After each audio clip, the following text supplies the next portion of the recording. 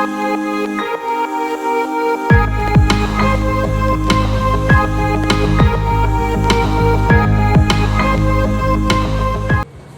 વિદ્યાર્થી મિત્રો, Saraswati group of education દ્વારા ચાલતા આ ઈ-લર્નિંગ પ્રોગ્રામમાં હું બ્રિજેશ સાગડેચા ફરી એકવાર આપ સૌનું હાર્દિક સ્વાગત કરું છું. આપણે ધોરણ 12 ની અંદર ફિઝિક્સ એટલે કે ભૌતિક વિજ્ઞાનની અંદર ચેપ્ટર નંબર 14 નો અભ્યાસ કરતા હતા કે જેનું નામ છે સેમિકન્ડક્ટર્સ. અને આ સેમિકન્ડક્ટર્સ ની અંદર આપણે 5 લેક્ચર જોઈ ગયા. છઠ્ઠો લેક્ચર જે છે આપણો આજનો રૂટીન છે. તો આગલા 5 લેક્ચર ની અંદર આપણે જોયું કે કઈ રીતે ભાઈ ડાયોડની જગ્યાએ કહી શકાય એટલે કે જૂના જમાનામાં જે નિર્વાત નળીથી એટલે કે વેક્યુમ ટ્યુબથી ઇલેક્ટ્રોનનો પ્રવાહ ઇલેક્ટ્રોનના ફ્લોને કંટ્રોલ કરવામાં આવતો હતો એની જગ્યાએ આપણને સેમિકન્ડક્ટર્સ મળ્યા હતા. એક વરદાન સ્વરૂપ આપણને મળ્યું કહેવાય અને આપણે એને લીધે ટેકનોલોજીનો ઘણો વિકાસ કરી શકીએ. આ સેમિકન્ડક્ટર શું છે એની આખી આપણે શુદ્ધ સેમિકન્ડક્ટરની આપણે રચના જોઈ, એના અલગ અલગ ઉર્જા સ્તર આવેલા હોય જેના ઉપર આપણે ડિટેલમાં અભ્યાસ કરેલા.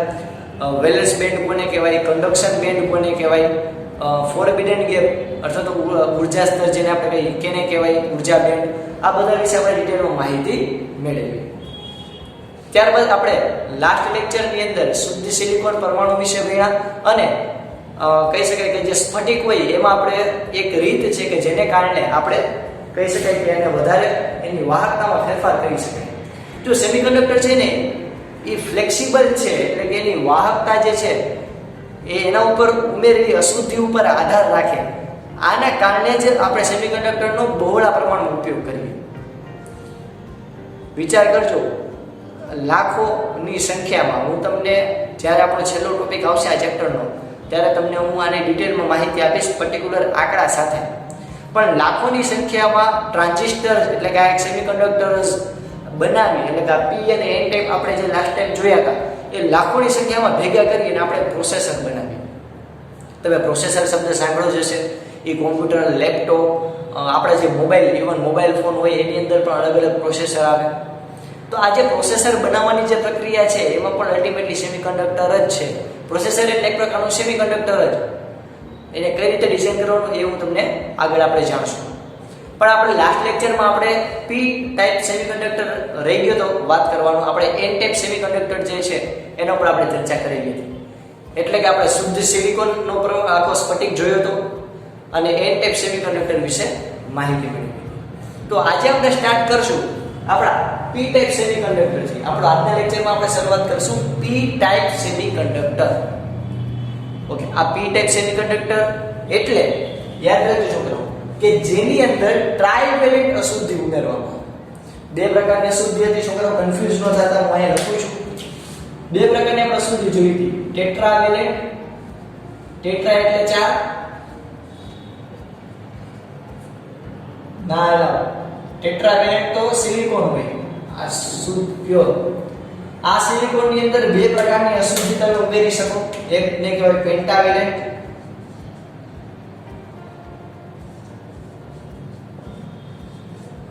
એટલે કે 5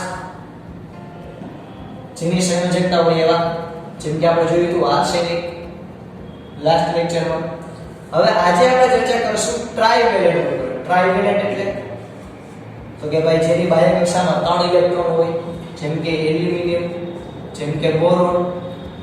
તો આવા જે તત્વો છે એ અશુદ્ધિ આપણે ઉમેરીએ શુદ્ધ સ્ફટિકમાં તો શું ફેરફાર આપશે આપણે આજે એના વિશે ચર્ચા કરીશું. તો સૌથી પહેલા આપણે એક મસ્ત મજાનો સ્ફટિક દોરી લઈએ. Silicon, silicon, silicon, silicon, silicon बोलो कौन है वो, हाजी कौन है वो. बस आ एज कौन है वो છે. આયા ચારે બાજુ ચારે દિશામાં નાણાવટી રે સાજણ બેઠું મારો લગનગાળો તેને યાદે દુધવાની બુદ્ધિ છે.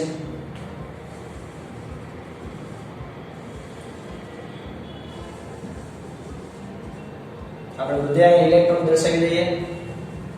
કે આપણે લાસ્ટ લેક્ચરમાં છોકરાઓ જોયું કે કઈ રીતે સિલિકોનનો એટમ્સ હોય એ એના નજીકના પાડોશી પરમાણુ સાથે ઇલેક્ટ્રોનની ભાગીદારી કરે છે.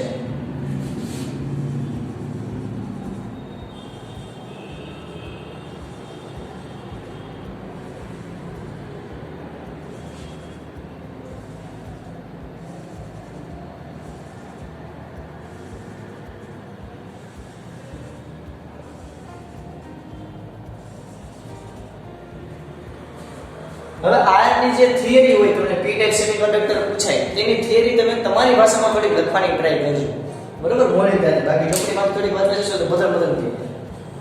ચાલો, આપણને ખબર છે કે બધા એની પાડોશી પરમાણુ સાથે વાટકી વ્યવહાર કરે છે, એટલે પાડોશી પરમાણુ સાથે બોન્ડ બનાવે છે.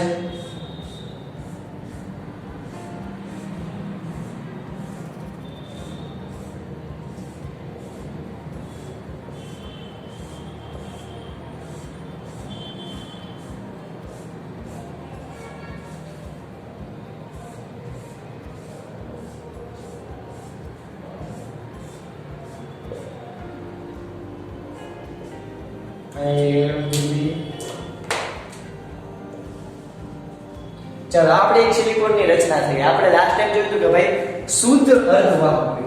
કેવું? તો ભાઈ શુદ્ધ અર્ધવાહક હોય.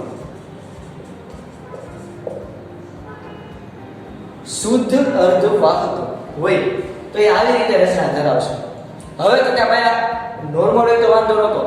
બીજે કઈ અગત્યની વાત કે જ્યારે આપણે આને ઓરડાના તાપમાને લઈ જશે,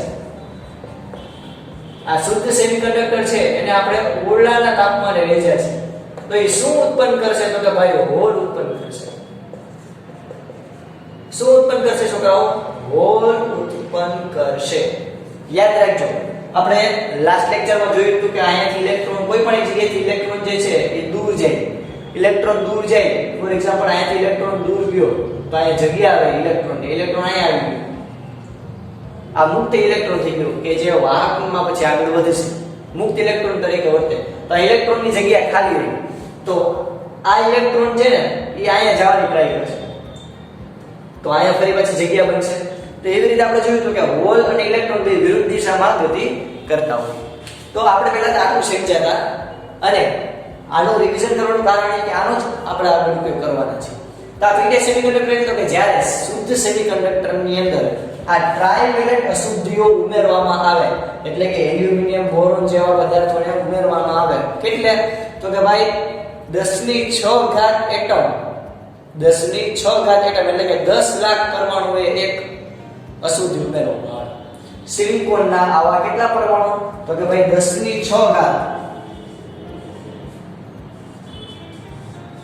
10⁶ એટમે એક એટમ ઉમેરવામાં આવે અશુદ્ધિનો. કેનો? અશુદ્ધિનો. એટલે કે 10⁶ એટમ હોય, 10 લાખ પરમાણુ હોય સિલિકોનના, એમાં એક જ આ ઉમેરવામાં આવે એટમ, તો પણ એની વાહકતામાં ઘણો ફેરફાર પડે. જોઈએ આપણે કેવી રીતે? તો કે ભાઈ ટ્રાઇવેલેન્ટ અશુદ્ધિ ઉમેરવાની છે. તો આપણે અત્યારે એક્ઝામ્પલ તરીકે લઈ લઈએ એલ્યુમિનિયમ. ઓકે, તો આની અંદર આપણે આની કથા પૂરી. ટ્રાઇવેલેન્ટ અશુદ્ધિ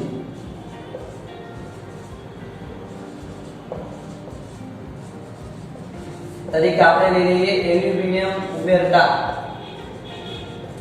એલ્યુમિનિયમને ઉમેરવામાં આવે તો આપણે આના પહેલા સંગ્રહમાં ભૂસી નાખીએ.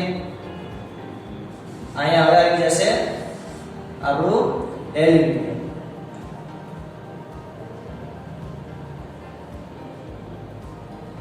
આવી ગયું? હા. એલ્યુમિનિયમની બાહ્ય કક્ષામાં કેટલા ઇલેક્ટ્રોન હશે? તો કે એલ્યુમિનિયમ એટલે પરમાણુ ક્રમાંક 13. પરમાણુ ક્રમાંક 13 એટલે એની બાહ્ય કક્ષામાં 3 ઇલેક્ટ્રોન હશે. અરે યાર ભૂલી ગયા, એલ્યુમિનિયમ એટલે Z બરાબર 13, એની બાહ્ય કક્ષામાં 3 ઇલેક્ટ્રોન હશે. તો આ એક ઇલેક્ટ્રોન આયા, આ એક ઇલેક્ટ્રોન આયા, આ એક ઇલેક્ટ્રોન આયા. અહીંયા જગ્યા કેવી રહેશે? ખાલી.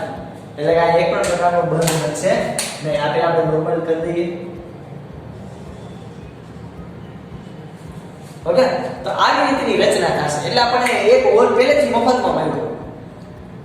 શુદ્ધ સેમિકન્ડક્ટર હોય, પ્યોર સેમિકન્ડક્ટર, એને તો આપણે ઓરડાના તાપમાને લઈ જાય ત્યારે હોલ ઉત્પન્ન થતો.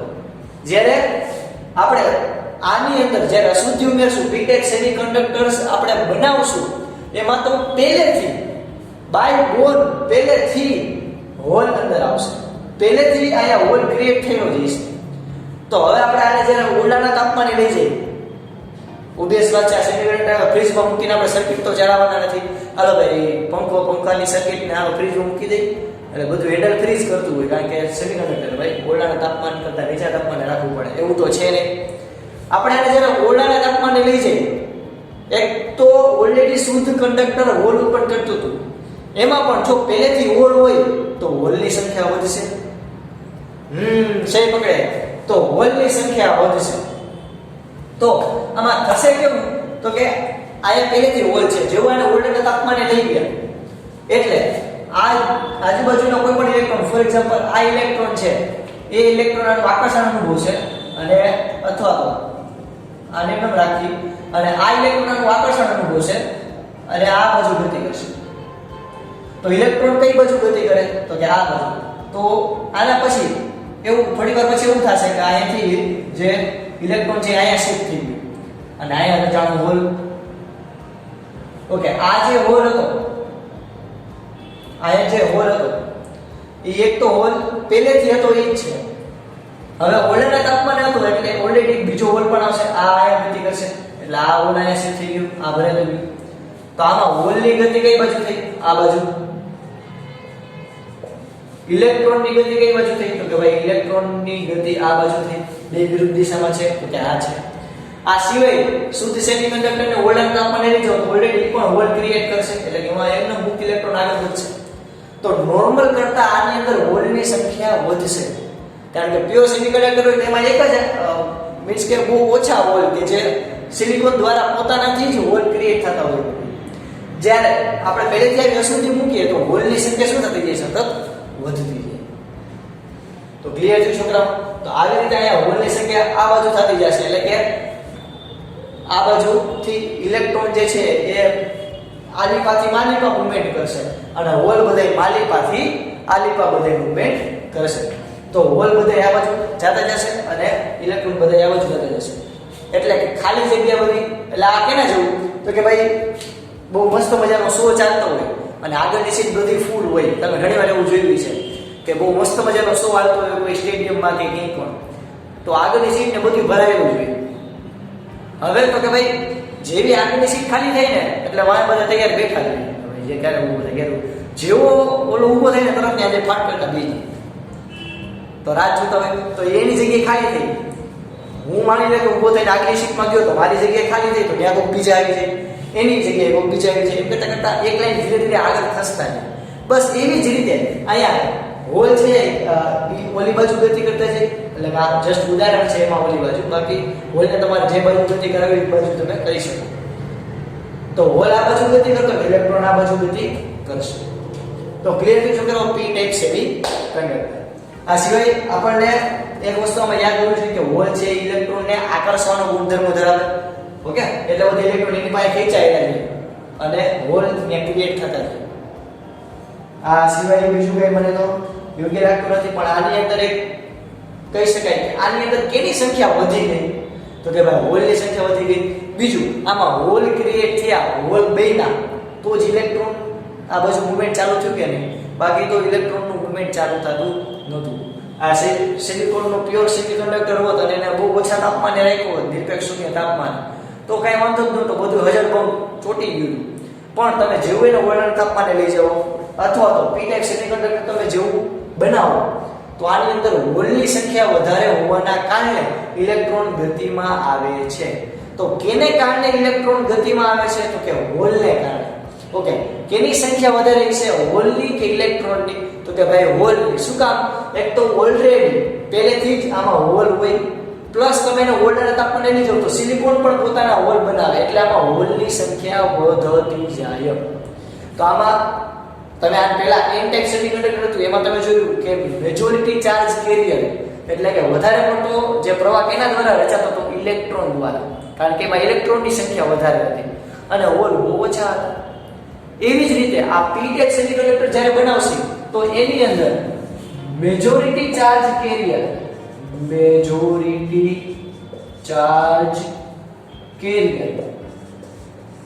તરીકે મેજોરિટી ચાર્જ કેરિયર તરીકે એટલે કે વધારે પડતો જે પ્રવાહ કેના કારણે રચાતો હોય છે તો કે ભાઈ હોલના કારણે. એટલે મેજોરિટી ચાર્જ કેરિયર તરીકે કોણ રચશે તો કે હોલ. એટલે કે એના દ્વારા રચાતા પ્રવાહની ઊંડાઈ IH. હોલની સંખ્યા પણ વધારે હોય છે. અને માઇનોરિટી એક મેજોરિટી હોય તો obvious વાત છે, બીજી માઇનોરિટી જોઈએ. અને માઇનોરિટી ચાર્જ કેરિયર તરીકે કોણ વર્તન કરશે ઇલેક્ટ્રોન એના દ્વારા રચાતા પ્રવાહને હું કહી દઉં IE. તો ખાસ યાદ રાખજો છોકરાઓ કે જે આ p ટાઈપ સેમિકન્ડક્ટર હોય એની અંદર નંબર્સ ઓફ હોલની સંખ્યા ઘનતા નથી, ઈટા નથી, નંબર્સ ઓફ હોલની સંખ્યા એ ખૂબ વધારે હોય નંબર્સ ઓફ ઇલેક્ટ્રોનની સંખ્યા. તો આની અંદર ભાઈ નંબર્સ ઓફ હોલની કુલ સંખ્યા વધારે છે. ઓકે, ક્લિયર થયું બધાને પહેલા આટલું?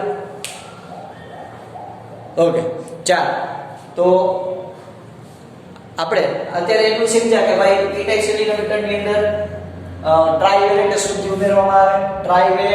ટ્રાઇવેલેન્ટ કે જેની બાહ્ય કક્ષામાં 3 ઇલેક્ટ્રોન હોય. n ટાઈપ સેમિકન્ડક્ટર તો પેન્ટાવેલેન્ટ આવે 5 હોય. એટલે એમાં એક ઇલેક્ટ્રોન મફતમાં મળે. આમાં એક હોલ મફતમાં મળે. ઓકે, પેન્ટાવેલેન્ટ હોય તેમાં કોણ મફતમાં મળે તો કે ઇલેક્ટ્રોન આપણને મફતમાં મળે. મફત કાના માતા વગરનો શબ્દ. જ્યારે ટ્રાઇવેલેન્ટ હોય એની અંદર આપણને કોણ મફતમાં મળે તો કે હોલ, એ આપણને મફતમાં મળે. ઓકે, ક્લિયર થયું? આની અંદર હોલની સંખ્યા વધારે છે, આની અંદર ઇલેક્ટ્રોનની સંખ્યા વધારે છે. સમચંપુ જેવું છે. કેવી રીતે એ આપણે જોયું. આમાં મેજોરિટી ચાર્જ કેરિયર તરીકે હોલ, માઇનોરિટી ચાર્જ કેરિયર તરીકે ઇલેક્ટ્રોન હશે. બીજી ખાસ અગત્યની વાત, તમારા મનમાં અત્યારના સળગતો પ્રશ્ન આવે છે કે જે મને આયા ઠેઠ સંભળાય છે, આયા ઠેઠ ભણકાર આવે છે કે સાહેબ આમાં હોલની સંખ્યા વધારે થઈ ગઈ, હોલ એક ધનાયન તરીકે કામ કરે છે, તો આખે આખું જે સ્ફટિક છે, આખું જે ક્રિસ્ટલ છે એ પોઝિટિવ આયન તરીકે વર્તે.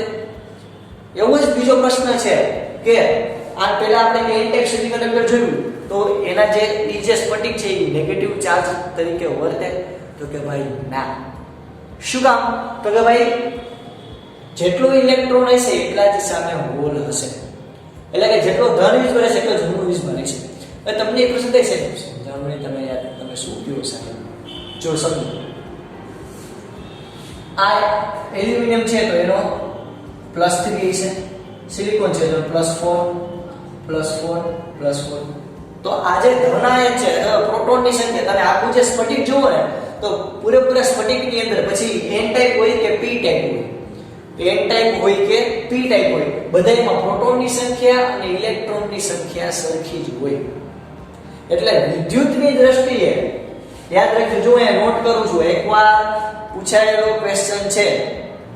ઓકે, એકવાર પૂછાયેલો ક્વેશ્ચન છે કોમ્પિટિટિવ એક્ઝામમાં. યાદ રાખજો કે વિદ્યુતની દ્રષ્ટિએ કેવી દ્રષ્ટિએ? વિદ્યુતની દ્રષ્ટિએ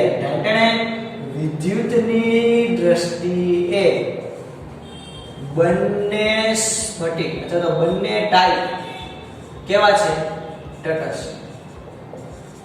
બંને ટાઈપ એટલે તો કે ભાઈ સાદો અને મસાલો ના વાળા, સાદો અને મસાલો ટાઈપ એમ નહીં. બંને ટાઈપ એટલે તો કે ભાઈ p ટાઈપ અને n ટાઈપ.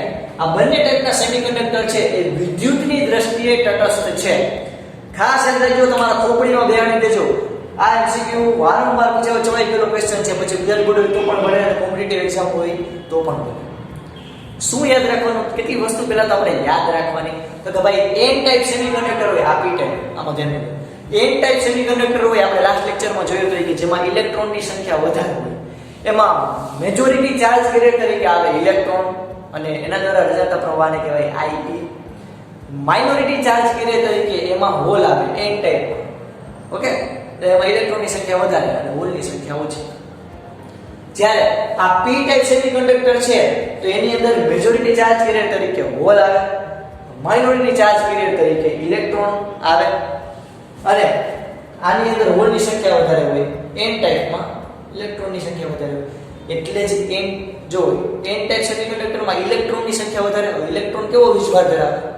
નેગેટિવ, એટલે જેને n ટાઈપ કહેવાય. આ પોઝિટિવ, આ જો એ આમાં હોલની સંખ્યા વધારે હોય. હોલ કેના તરીકે કામ કરે?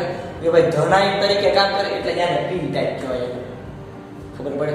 સાવ ચંપુ જેવું કાંઈ નથી. એક બહુ અગત્યનો પોઈન્ટ વિદ્યુતની દ્રષ્ટિએ બંને કહેવાય છે તટસ્થ. ઓકે છોકરાઓ, આટલું પહેલા ક્લિયર છે? તો ફટાફટ તમારા બુકની અંદર લખી દો ફટાફટ.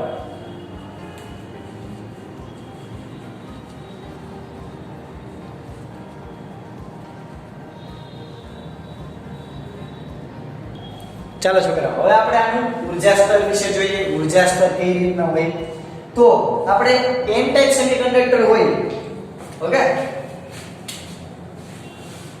n ટાઈપ સેમિકન્ડક્ટર કે જે તમે લાસ્ટ લેક્ચર ની અંદર ભણી ગયા કે એના ઊર્જા સ્તર એના કઈ રીતે હશે? તો કે આ એનું કન્ડક્શન બેન્ડ કયો, આ એનું વેલેન્સ બેન્ડ બ્લેક કલર માં આપણે લખતા હતા,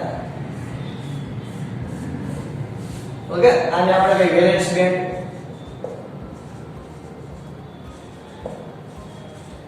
આને આપણે કહેતા હતા કન્ડક્શન બેન્ડ,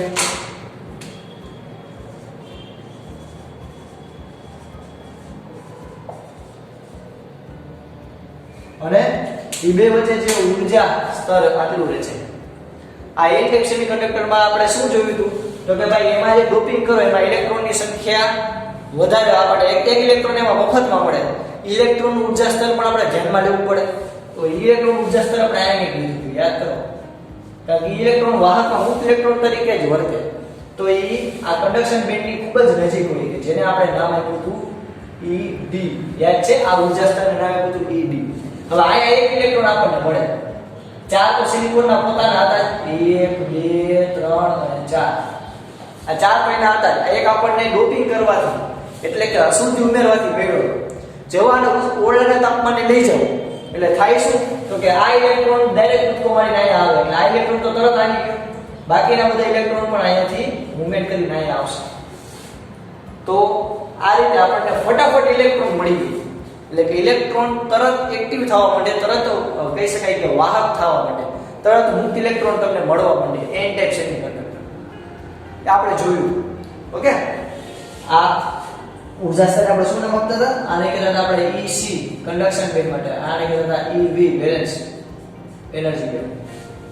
આ EC EV અને આ છે ED. આ a ટાઈપની વાત થઈ. હવે આપણે અત્યારે હમણાં જોયું p ટાઈપ સેમિકન્ડક્ટર. એના માટે આપણે ચર્ચા કરીએ p ટાઈપ સેમિકન્ડક્ટર. આ p ટાઈપ સેમિકન્ડક્ટરની વાત કરીએ તો પહેલા તો આની અંદર ઊર્જા સ્તર તો આ રીતે જ આવશે.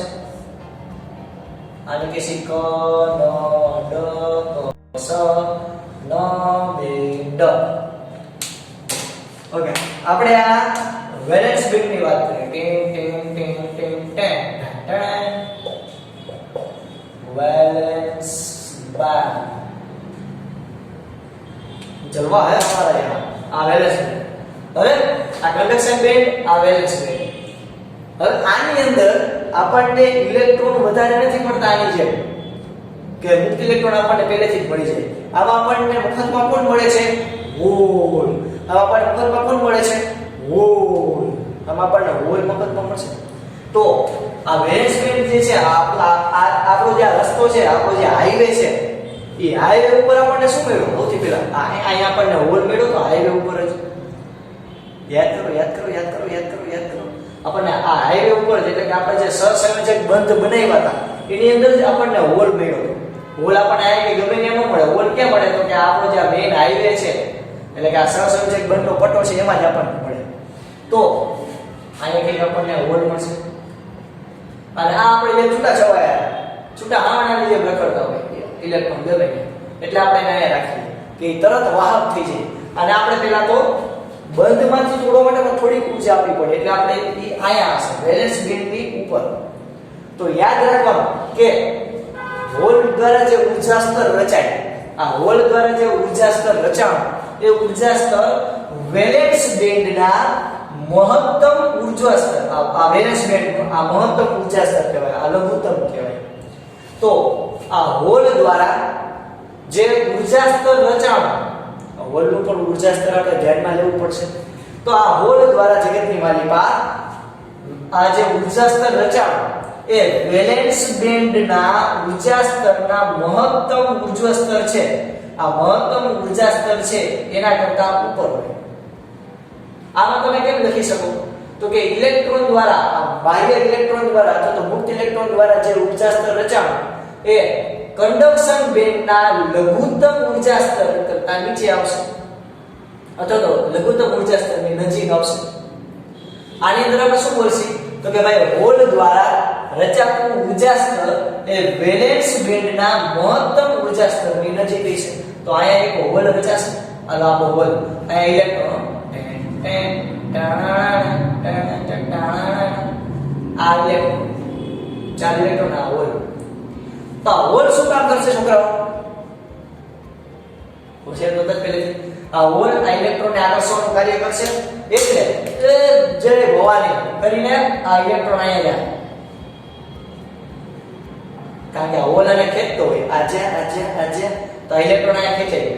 તો અહીંયા શું રચાણો? હોલ રચાણો. તો અમુક સમય પછી અહીંયા હોલ રચાશે, અહીંયા હોલ રચાણો તો આ ઇલેક્ટ્રોન અહીંયા આવી જાય, તો પછી અહીંયા હોલ રચાશે, અહીંયા હોલ રચાય તો આ ઇલેક્ટ્રોન અહીંયા આવે, તો અહીંયા હોલ રચાણો.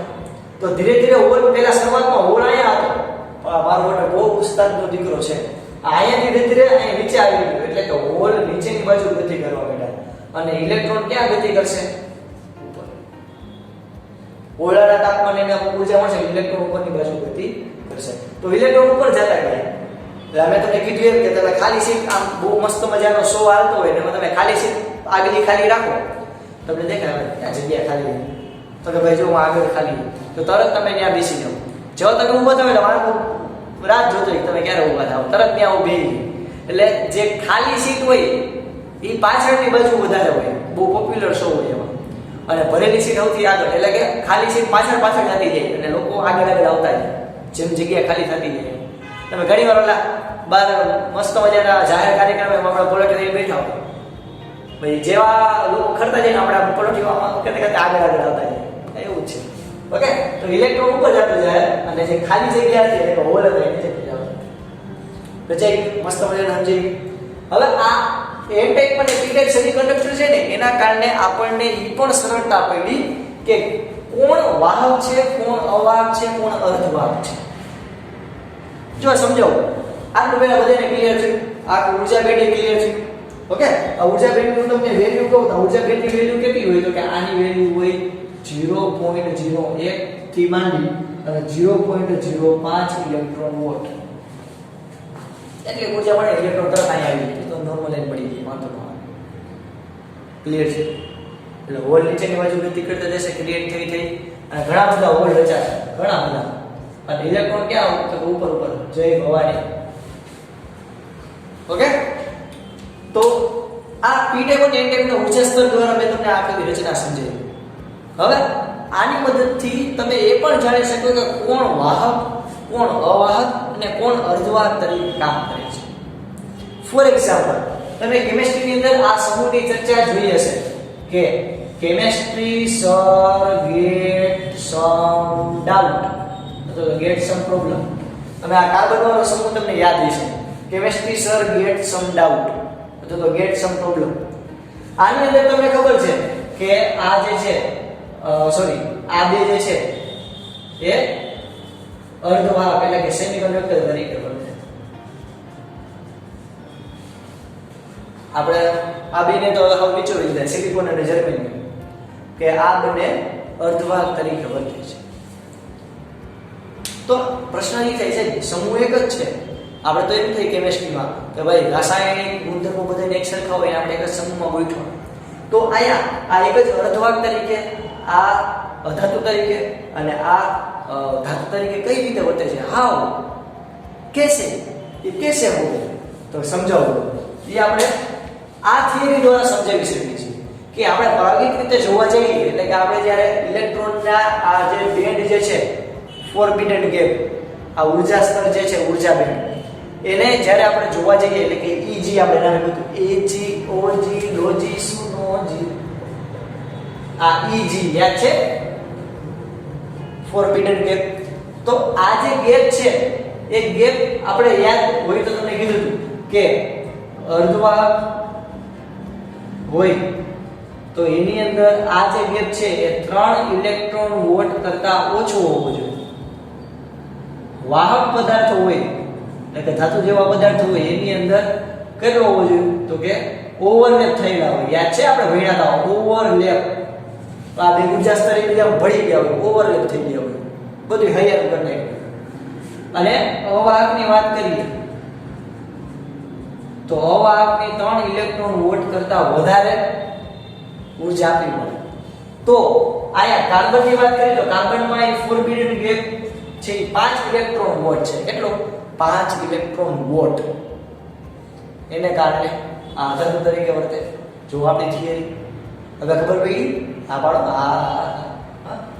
ઓકે આપણે Sn અને Pb ની વાત કરીએ તો એને ઊર્જા નો તફાવત 0 ઇલેક્ટ્રોન વોલ્ટ છે તો 0 ઇલેક્ટ્રોન વોલ્ટ ક્યારે હોય તમારે ઊર્જા ક્યારે માપવી પડતી હોય જ્યારે બંને કક્ષા વેલેન્સ બેન્ડ અને કન્ડક્શન બેન્ડ બંને સ્તર એકબીજા ઉપર ભળી ગયા હોય ત્યારે તમે આને ધાતુ કહી શકો તો બહુ ઓછો 0 કહી શકાય ઇલેક્ટ્રોન વોલ્ટ ઊર્જા આપવી પડે વાહક પદાર્થ આમાં ઊર્જા આપવી પડે 3 ઇલેક્ટ્રોન વોલ્ટ કરતા ઓછી કેટલી યાદ છે તો કે મેં તમને કીધું હતું કે પ્યોર સિલિકોન લ્યો તો પ્યોર સિલિકોન માટે 1.1 ઇલેક્ટ્રોન વોલ્ટ અને જર્મેનિયમ માટે 0.72 ઇલેક્ટ્રોન વોલ્ટ આ 3 ઇલેક્ટ્રોન વોલ્ટ કરતા તો ઓછી જ છે તો એ અર્ધવાહક તરીકે વર્તે અને કાર્બનની 5 ઇલેક્ટ્રોન વોલ્ટ તો એ અવાહક તરીકે અથવા તો અધાતુ તરીકે વર્તે તો તમે આ કન્સેપ્ટ દ્વારા એ પણ જાણી શકો છો કે કયો પદાર્થ ધાતુ તરીકે વર્તશે કદાચ તમે ભવિષ્યમાં નવું તત્વ શોધો તમે પણ શોધી શકો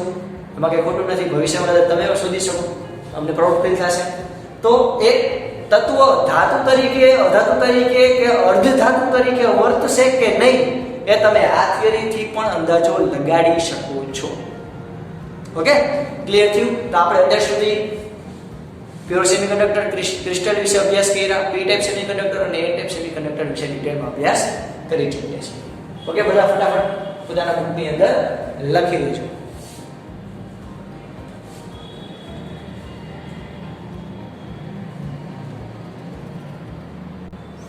ચાલો હવે આપણે ચર્ચા કરીએ પુનઃસંયોજન દરની ઓકે શું કહેવાય પહેલા તો પુનઃસંયોજન દર આપણે પહેલા સમજવાની ટ્રાય કરીએ આપણે પી ટાઈપ સેમિકન્ડક્ટર અને એન ટાઈપ સેમિકન્ડક્ટર જોઈ લઈએ ઓકે એન ટાઈપમાં ઇલેક્ટ્રોનની સંખ્યા વધારે હશે પી ટાઈપમાં હોલની સંખ્યા વધારે હશે અને એના ઉર્જા સ્તર વિશે આપણે ડિટેલમાં માહિતી મેળવી અત્યારે તમારી સમક્ષ મેં જો આ પી ટાઈપ સેમિકન્ડક્ટરનું એક આખું ઉર્જા સ્તર રાખ્યું છે ઉદાહરણ માટે હવે તો કે જો ક્યારેક એવું બને આ અશુદ્ધિ વાળા અર્ધવાહક છે શુદ્ધ અર્ધવાહક નથી ઓકે આપણે આમાં અશુદ્ધિ અંદર ઉમેરી પી ટાઈપ અને એન ટાઈપ બંને અશુદ્ધિ વાળા અર્ધવાહક જ કહેવાય તો એ અશુદ્ધિ વાળા અર્ધવાહક હોય એને જ્યારે આપણે ઊર્જા મળે ત્યારે વેલેન્સ બેન્ડમાંથી ઇલેક્ટ્રોન ક્યાં છે કન્ડક્શન બેન્ડ વેલેન્સ બેન્ડમાંથી ઇલેક્ટ્રોન ક્યાં જશે અહીંથી ગતિ કરી અને કન્ડક્શન બેન્ડ હવે એમાં આપણને ખબર થર્મોડાયનેમિક્સનો નિયમ પ્રમાણે સતત એની અંદર અથડામણ થતી હોય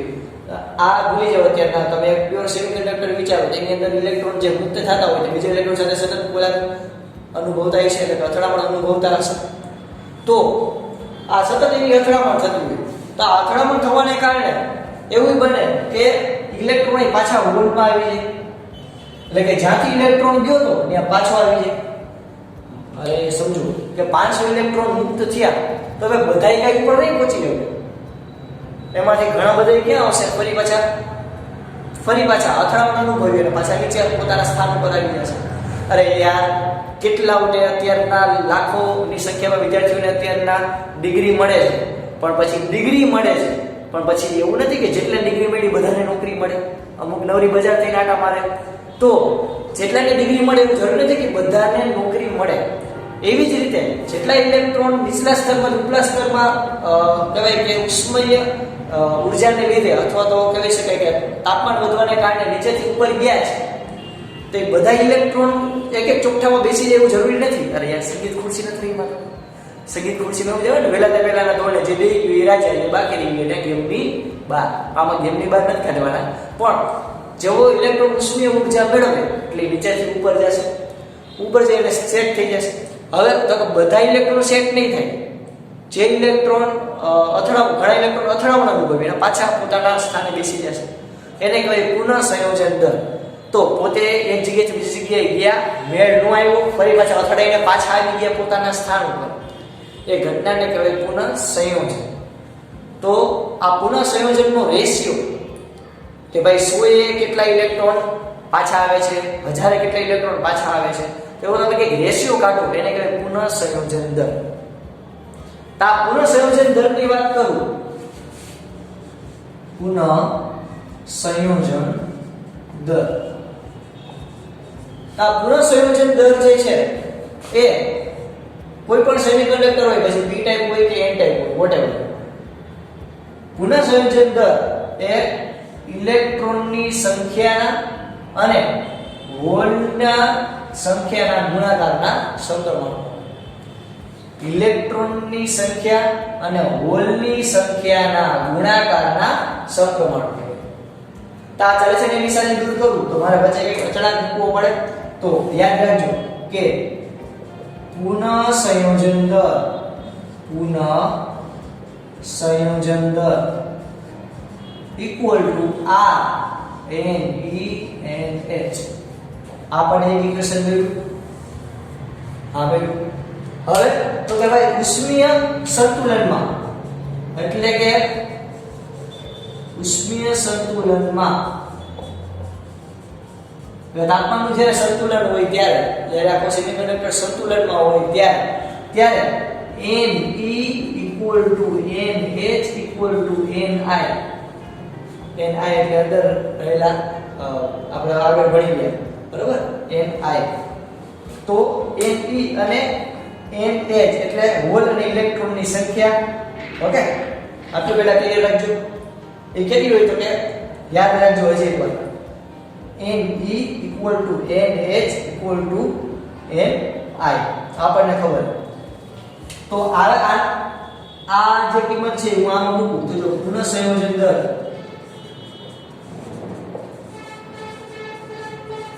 ઇક્વલ ટુ શું થઈ જાય, r n e ની જગ્યાએ n h લખું તો ચાલે, તો n h નો સ્ક્વેર, અથવા તો એમ લખી શકું r n ઇલેક્ટ્રોન નો સ્ક્વેર, અથવા તો r n i નો સ્ક્વેર આપણે લખી શકું.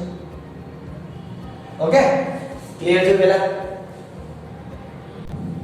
કે જ્યાં ni એ શુદ્ધ વાહકની સંખ્યા ઘનતા, તો આ ઇક્વેશન ને આ ઇક્વેશન બે સરખા જ છે, તો બેનું કમ્પેરીઝન કરું તો હું શું લખી શકું, તો કે હું લખી શકું કે r n i નો square equal to r n e n h. બે બાજુથી r કેન્સલ કરું તો મને ફાઇનલ ઇક્વેશન શું મળશે છોકરાઓ? ફાઇનલ ઇક્વેશન મળશે n i નો સ્ક્વેર શુદ્ધ વાહકની સંખ્યા ઘનતા n i નો square equal to n e n h. આ ઇક્વેશન ખાસ યાદ રાખજો, આપણને ઘણા બધા એમસીક્યુ ની અંદર પૂછાઈ શકે કોમ્પિટિટિવ એક્ઝામ ની અંદર, કે સંખ્યા ઘનતા આપણને આપી દીધી હોય અને નંબર્સ ઓફ ઇલેક્ટ્રોન શોધવાના કે સંખ્યા ઘનતા આપી દીધી હોય અને હોલ શોધવાનું કે, અથવા તો કોઈ પણ સેમિકન્ડક્ટરમાં હોલ અને ઇલેક્ટ્રોનની સંખ્યા આપેલી હોય અને તમને એના ઉપરથી એ સેમિકન્ડક્ટરની શુદ્ધ વાહકની સંખ્યા ઘનતા શોધવાની કે. આટલું પહેલા ક્લિયર છે? ઓકે, તો આ આપણું લાસ્ટ ઇક્વેશન યાદ રાખજો. કઈ રીતે કર્યું પુનઃ સંયોજન દર? કઈ રીતે તો કે ભાઈ બધા ઇલેક્ટ્રોન ઊર્જા મેળવી ઉપર જશે પણ બધાનું સેટલમેન્ટ થશે નહીં, અથડામણ અનુભવીને ઘણા બધા નીચે પાછા આવી જશે પોતાના સ્થાન ઉપર. તો પાછા પોતાના સ્થાન ઉપર કેટલા ઇલેક્ટ્રોન આવે એને કહેવાય પુનઃ સંયોજન દર. એ ne અને nh ના સમપ્રમાણમાં હશે. અજાણ દૂર કરી એટલે વચ્ચે મૂકો r. ઉષ્મીય સંતુલનની વાત કરીએ તો a બરાબર nh બરાબર ni, એટલે કે આજી વચનમાં આપણે આ કિંમત મૂકીએ તો એના માટે આપણે આ લખી શકાય. ઓકે, આટલું પહેલા ક્લિયર છે? ઓકે, અંતર્ગત અર્ધવાહક માટે આપણે આ ઇક્વેશન મૂકેલું હતું, તો એના ઉપરથી આપણે ni² બરાબર ne * nh લખી શકીએ. લેજો છોકરાઓ, આપણે ત્યાં સુધી રાખીએ છીએ. નેક્સ્ટ ટાઈમ આપણે મળશું ત્યારે પીએન જંકશન ની શરૂઆત કરીશું. ઓકે, એટલે કે મસ્ત મજાનો બહુ અગત્યનો ટોપિક ભણીશું, પીએન જંકશન ડાયોડ. અત્યારે આપણે ત્યાં સુધી રાખીએ છીએ. ઓકે, બધું તમારા બુકની અંદર લખી દેજો. અહીં સુધી રાખીએ. જય ભારત, જય હિન્દ લખી દેજો.